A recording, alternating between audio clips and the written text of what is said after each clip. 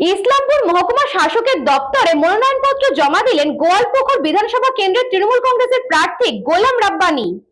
এদিন গোয়ালপুকুর বিধানসভা কেন্দ্রের তৃণমূল কংগ্রেসের প্রার্থী গোলাম রাব্বানী ইসলামপুর মহকুমা শাসকের দপ্তরে মনোনয়নপত্র জমা দেন। গোয়ালপুকুর বিধানসভা কেন্দ্রের সমস্ত অঞ্চল থেকে তৃণমূল কর্মী সমর্থকেরা ইসলামপুর মহকুমা শাসকের দপ্তরে যান।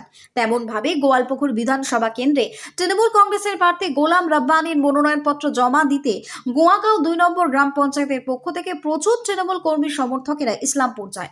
আনন্দ উচ্ছ্বাসে মেতে উঠেছেন গোয়াগাঁও 2 নম্বর গ্রাম পঞ্চায়েতের সমস্ত তৃণমূল কর্মীরা। সকাল সকাল গোয়াগাঁও 2 নম্বর গ্রাম পঞ্চায়েতের প্রধান মোহাম্মদ আলাউদ্দিন তৃণমূল কংগ্রেসের স্লোগানের সঙ্গে একটি মিছিল করে ইসলামপুরের উদ্দেশ্যে রওনা দেয়। আসুন দেখে নেব গোয়াগাঁও 2 নম্বর গ্রাম পঞ্চায়েতের তৃণমূল কর্মীদের আনন্দ উচ্ছ্বাস এবং এদিনের এই মনোনয়নপত্র জমা দেওয়াকে নিয়ে প্রধান মোহাম্মদ আলাউদ্দিন এবং একাধিক তৃণমূল নেতৃত্বরা কি বলছেন শুনবো।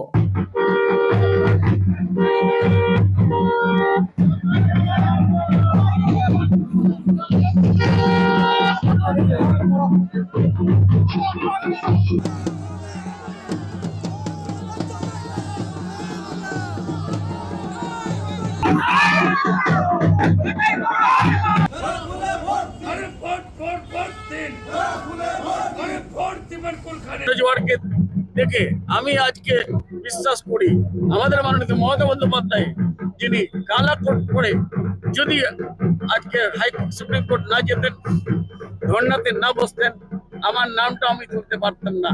যার জন্য আমাদের মুখ্যমন্ত্রী মমতা বন্দ্যোপাধ্যায়কে আমি স্যালুট জানাই, তাকে ধন্যবাদ জানাই। ওনার জন্যই আজকে আমরা সবাই জিতে আসি। আমরা গোয়ালপুকুর 1 ব্লক থেকে আমাদের মন্ত্রীর নেতৃত্বে, আমাদের গোলাম রাব্বানী সাহেবের নেতৃত্বে আমরা গোয়াগাঁ 2 জিপি থেকে প্রচুর হারে লোক আসছি। মোটামুটি আমরা ওখান থেকে 50টা গাড়ি ওখান থেকে বের হয়েছি, আপনারা দেখে হবেন।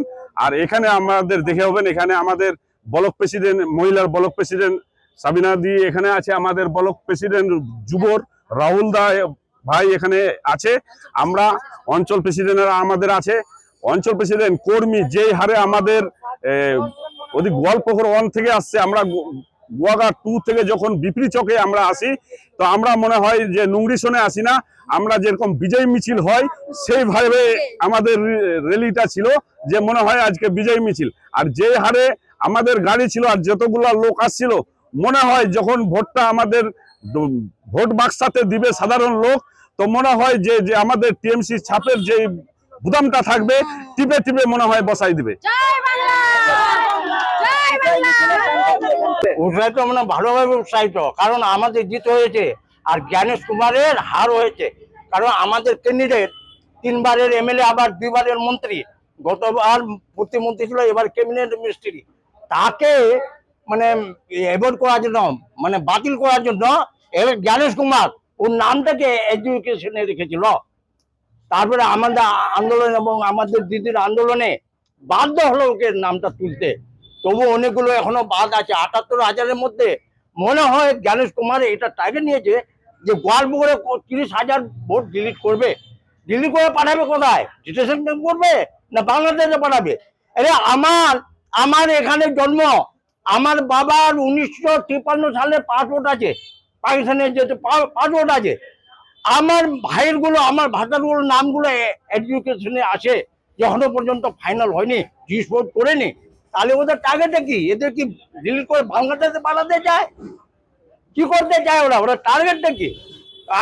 এখন প্রথমবারই আমরা জয়লাভ করেছি, কমপক্ষে আমাদের মিনিস্টার সাহেবকে নমিনেশন করতে যাচ্ছি আজকে। এবং অবশ্যই আমরা জিতবো, 100% জিতবো, যতই ডিলিট করুক। না হয় একটা মার্জিন, গতবারে 74,000-এ জিতেছিলাম, না হয় একটু কম হতে পারে। এই যে ডিলিট করছে সবগুলো টিএমসির, যতগুলো ডিলিট হচ্ছে সবগুলো ভোট টিএমসির। পরিমল সরকারের report, news Banga time. St. Augustine's Day School, Barrackpur. Success for every child.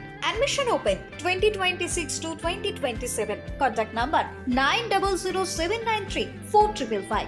JM jewellers Ichapur Anandamath. আমাদের মেকিং চার্জ 3%। আমাদের লাইভ দেখুন JM জুয়েলার্স ফেসবুক পেজে প্রতিদিন রাত 7:35 আমাদের ভিডিও শেয়ার করলে পেয়ে যাবেন সোনার নাকছাবি একদম ফ্রিতে। ঠিকানা ইছাপুর আনন্দমঠ, উত্তর 24 পরগনা। যোগাযোগ 74391314 404।